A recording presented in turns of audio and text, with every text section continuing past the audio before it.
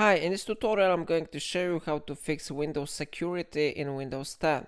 If you have problem with this one option, you need to click on Start and then you need to type from your keyboard Windows security. Then you need to click right mouse button on icon with Windows security and you need to go to App Settings.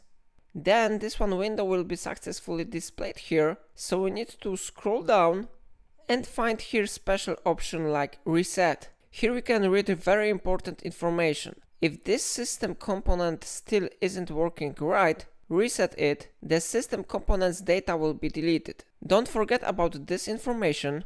So if you are sure that you want to reset your Windows security, you need to click on this one button. And then you can see here this window. This will permanently delete the system components data on this device, including your preferences and sign-in details. If you are sure that you want to do it, you need to click reset button. And then you can see here special check mark. It means that the reset process has been successfully finished. Now you need to make one really important thing.